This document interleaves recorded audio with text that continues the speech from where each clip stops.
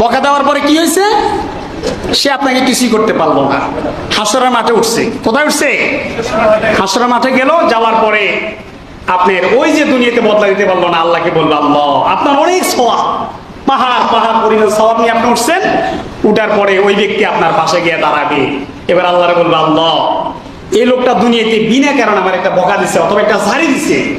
আল্লাহ আমি দুনিয়াতে আমার ক্ষমতা ছিল না, শক্তি ছিল না তার থেকে বদলা নেওয়ার মতো। আল্লাহ আজকে তো আপনি আপনি বলেছেন আলাইসাল্লাহু বিআহকামিল হাকিমিন, আপনি সর্বোত্তম বিচারক। আল্লাহ আজকে আমি এটার বদলা চাই। কি চাই? বদলা চাই। দুনিয়াতে তো পারি নাই, মেম্বার ছিল, চেয়ারম্যান ছিল, ক্ষমতাশীল ছিল, আমাকে করছে, আমি তো কিছু বললে আমার গর্দানি উড়ে ফেলাইতো। তা আল্লাহ আমি পারিনি, আজকে চাই। তো কি করবে আল্লাহ তাআলা? তার সমস্ত আমল ওই বান্দাকে দিয়ে দিবে। দেওয়ার পরে দেখবে যে আরো শর্ট, এখনো ও জাহান্নামী, জান্নাতে যেতে পারে না।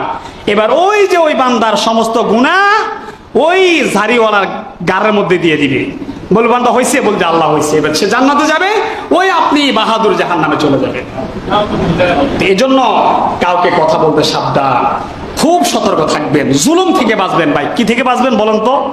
জুলুম থেকে বাঁচবেন। কারো প্রতি এক চুল জুলুম করবেন না, ঠকার চেষ্টা করবেন।